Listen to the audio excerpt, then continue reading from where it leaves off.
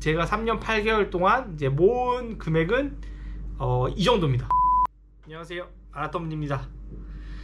저번 영상까지는 제가 이제 한국에 있다 보니까 한국에 있는 집에서 찍었는데, 이제 제가 저번 주쯤에 이제 다시 인도에 와서 지금 영상을 촬영하는 곳은 제 인도에 있는 집입니다. 그래서 좀 뭐 집에 대해서는 좀 더 나중에 자세히 설명하도록 하고, 이제 오늘 영상에 대해서는 뭐 이미 제목을 알고 들어보신 분도 계시겠지만, 제가 인도에서 일한 지 3년 8개월, 이제 4년 차가 되었는데, 이제 처음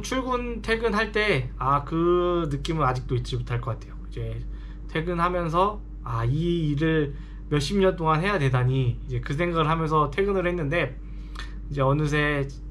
뭐 일을 하는 것도 익숙해지고 그러다 보니까 4년이 벌써 지나가지고 시간이 정말 빠르구나 라고 생각을 했었는데,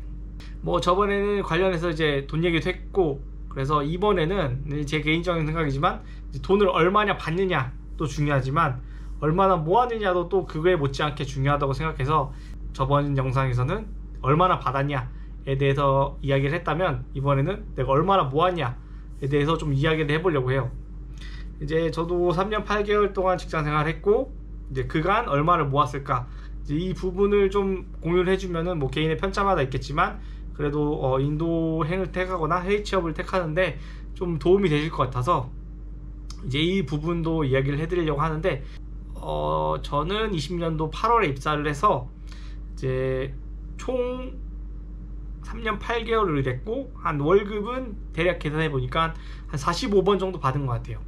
이제 그 45번 안에는 뭐 보너스나 인센티브도 같이 포함돼서 월급에 나오기 때문에 이제 그 부분도 모두 포함한 숫자라고 보시면 될 것 같고,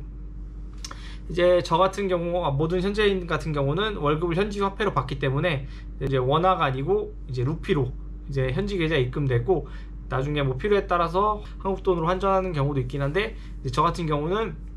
아직까지는 한국에 갈 때 아니면은 하나가 필요한 경우 아니면 대부분 루피로 지금 저는 보유를 하고 있고요. 뭐 나중에 갈 때 루피가 많이 좀 오르면은 그때 팔면은 좀 더 좋을 것 같은데, 물론 그건 타이밍이 되게 중요하겠지만, 그래서 제가 얼마를 모았냐, 3년 8개월 동안 이제 직장 생활하면서 얼마를 모았냐 이제 이야기를 해드리면, 제가 오늘 얘기해 드리는 금액은 이제 제가 인도에 직장을 구하기 전에 한국에 한국 계좌에 있던 돈, 이제 모든 자산을 포함한 숫자인데, 그 자산 안에는 뭐 주식이나 뭐 펀드 같은 거, 그런 거 약간 들어가 있고, 그런 자산을 모두 포함한 자산이라고 생각하시면 될 것 같고, 그래서 제가 3년 8개월 동안 이제 모은 금액은 이 정도입니다. 한 1억 2천만 원 정도 제가 모았는데, 이제 월급을 45번 받은 걸로 그냥 단순히 나누면은 이제 월에 한 260만 원 정도 저축을 3년 8개월 동안 하면은 이제 뭐 1억 2천 정도 모으는 걸로 나오게 되는데, 이제 제가 저번 영상에서 말했다시피 이제 0년차에서 이제 1년차까지는 거의 월급을 175만 원을 받았는데, 뭐 그런 거를 생각하면은 사람에 따라 다르겠지만 저는 그래도 나름 많이 열심히 모았다고 생각을 하고 있는데, 이제 처음 입사하기 전에 이제 한국 계좌에 700만 원 정도가 있던 거를 좀 제외하면은 이제 3년 8개월 동안 1억 1천 정도를 모은 거라고 생각하시면 되고, 제가 여기 살면서 이제 가계부를 쓰거나, 옛날에 가계부를 써보려고 했는데 그것 또한 한 달, 두 달 쓰다가 이제 막 흐지부지 돼가지고 지금은 또 안 쓰고 있긴 한데, 뭐 가계부를 쓴다든가 지출을 통제하거나 그러진 않았어가지고 정확히 뭐 월에 얼마를 모았고 얼마를 썼고 이 부분은 제가 좀 트래킹이 힘들어서, 그 부분은 제가 앞으로 좀 가계부를 쓰면서 좀 더 세부적으로 챙겨보면 그때 좀 말씀을 드릴 수 있을 것 같아요. 그래서 아무튼 3년 8개월 동안 제가 저의 생활 습관 같은 걸 얘기를 해보면은, 이 부분도 좀 사람마다 편차가 달라서 뭐 내가 이걸 하면은 더 많이 돈을 많이 써야 되고 이런 부분이 있어서, 소비에 대해서 좀 얘기를 해보면은, 저 같은 경우는 이제 나는 담배를 안 하고 술을 잘 못 마셔서, 술을 이제 회식 때나 그때가 아니면 술을 저 혼자서 제 돈 주고 사 먹는 경우는 거의 없다 보니까, 뭐 술자리에 나가서 나가는 돈이나 그 부분이 많이 없었고, 제가 또 밖에 날씨가 인도 날씨가 덥기도 하고 그렇게 밖에 나가는 걸 좋아하는 편이 아니어가지고, 이제 집 있는 걸 뭐 워낙 좋아하는 집돌이여가지고 뭐 주말이나 이제 가끔 카페 가서 혼자 시간을 보내는 그런 경우 아니면은 또 지출을 제가 또 많이 하지 않는 편이어서 뭐 그런 부분에 또 많이 세이브가 될 수 있기도 하고, 이제 중요한 부분 같은 거 식비 같은 경우는 이제 평일에 전 회사 같은 경우는 이제 평일에 점심하고 저녁을 모두 제공을 해줬기 때문에 거의 뭐 제가 간식을 먹는 경우가 아니면 평일에는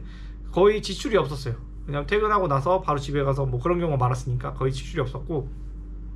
이제 주말 같은 경우는 제가 배달 시켜 먹거나 요리를 해 먹는데, 이제 한국 음식 같은 경우는 배달하면 너무 비싸서 제가 대부분 요리를 해서 먹었고, 이제 배달 시켜 먹는 경우는 이제 인도 음식이나 이제 피자, 햄버거 그런 거 같은 경우는 배달비를 포함해서 해도 한 끼에 인당 한 3,000원에서 5,000원 사이면은 혼자 정도 먹기 충분하거든요. 그래서 뭐 그렇게 비싼 편이 아니어가지고 한국 음식이 아니면 주말 같은 경우는 배달을 해 먹거나 요리를 해 먹었고, 게다가 그 요리를 해 먹는 그런 식자재 같은 경우는 이제 전 회사 같은 경우는 분기별로 이제 부식비가 또 지원이 돼서 거의 뭐 야채나 뭐 그 정도만 사면은 되는 수준이었기 때문에 식비 같은 경우도 따로 외식을 그렇게 자주 안 나갔으면은 많이 세이브를 할 수 있었고, 또 다른 이제 비용 같은 경우는 이제 교통비 같은 경우가 있겠죠. 교통비 같은 경우는 이제 회사에서 출퇴근은 해주기 때문에 출퇴근 교통비가 일단 들지 않고, 이제 인도 같은 경우는 우버비, 택시비가 되게 싸기 때문에 이제 거의 대중교통 타는 비용으로 택시를 탈 수 있어가지고 그 부분도 뭐 평일에는 뭐 거의 집에 간 경우가 많았고, 뭐 가끔 나간다고 해도 교통비가 한 3-4천원이면은 거의 금방에는 모두 갈 수 있어가지고 교통비 같은 그 부분도 그렇게 크게 나가지 않았고, 뭐 통신비 같은 경우도 한국에 비해서 굉장히 싼 편이고, 그리고 그에 지원되는 전 회사에 지원되는 비용이 이제 휴가비 같은 게 상반기 하반기 한 번씩 있어가지고,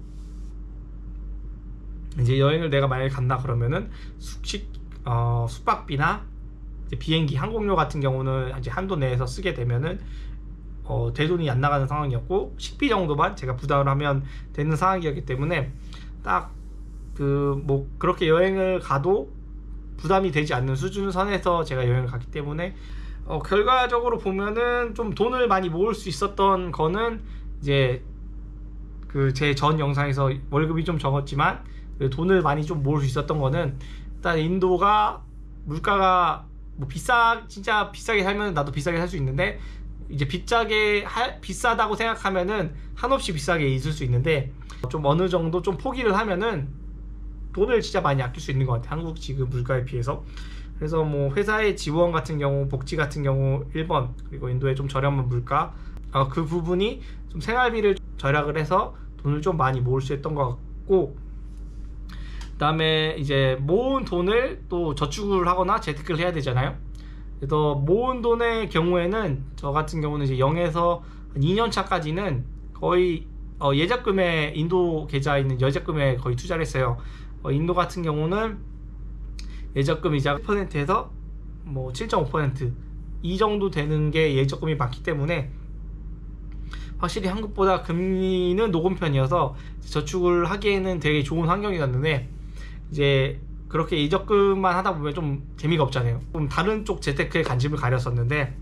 이제 저 같은 경우는 인도에서 일을 하고 인도에서 세금을 내고 있기 때문에 한국에서는 인도에 직접 투자가 안 되고 대부분 이제 ETF 형식으로 투자하는 방법밖에 없는데, 이제 만약에 인도에서 내가 돈을 벌고 세금을 내고 있다 그러면은 이제 한국의 증시에 투자하는 것처럼 이제 직접 개별 종목에 투자를 할 수 있기 때문에, 저 같은 경우는 인도 직접 투자를 해서 대부분의 지금 월급이나 그런 게 모두 대부분 한 70% 이상이 주식에 들어가 있고, 작년 같은 경우는 좀 많이 떨어져 가지고 좀 손해를 보고 있었는데, 작년 말 이번 연도 오면서 좀 손해 많이 복구하면서 이제 좀 이익도 생각보다는 아니지만 손해 보지 않을 만큼은 이익이 나서 그 부분이 좀 반영되면서 이제 뭐 월급 부분 좀 적은 부분이 좀 상쇄돼서 이제 돈을 한 1억 2천만 원 정도까지 모을 수 있었던 것 같아요. 인도 주식 시장이 얼마나 더 좋을진 모르겠지만 일단은 한국에서는 직접 투자가 안 되기 때문에 이제 인도에서 일하는 사람 나름 제가 생각하기엔 특권이라고 생각을 해요. 왜 한국에서 인도에 직접 투자를 하고 싶은데 여건이 안 돼서 투자를 못하는 사람이 많기 때문에 이제 이 부분은 인도에 일하면은 나쁘지 않은 조건이라고 생각을 해서 뭐 나중에 또 기회가 된다면은 주식을 어떻게 투자해야 되는지 뭐 뭘 사라고는 못하겠지만 어떻게 뭐 계좌를 열고 어떤 앱을 통해서 해야 되는지 어떤 거를 준비해야 되는지 그 부분에 대해서 설명을 해드리면 뭐 인도에서 이제 일을 하고 있는 분 한정으로 좀 도움이 됐으면 좋을 것 같아서 그 부분도 좀 투자 어떻게 하면 되는지 어떻게 시작하면 되는지 그 부분에 대해서 또 영상을 찍어 보도록 하겠습니다. 아무튼 오늘 제가 입사 때부터 퇴사 때까지 3년 8개월 동안 얼마를 모았는지에 대해서 이야기를 해봤는데 어떻게 생각하실지 모르겠는데 제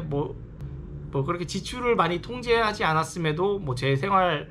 패턴이 그렇게 뭐 돈을 많이 쓰는 건 아니어서 뭐 그렇게 모을 수 있었던 것 같긴 한데 제 오늘 영상이 뭐 인도행을 택하거나 해외 취업을 생각하는데 좀 도움이 많이 되었으면 좋을 것 같고 이제 혹시 궁금하신 점이나 또 물어보고 싶은 궁금한 점이나 뭐 이런 걸 영상을 제작했으면 좋겠어요 라고 댓글이나 뭐 저한테 개인적으로 메일 보내주시면은 제가 따로 답변을 드리거나 아니면 영상을 준비해서 뭐 도움을 드릴 수 있도록 하겠습니다. 그럼 구독, 좋아요 부탁드리고 감사합니다.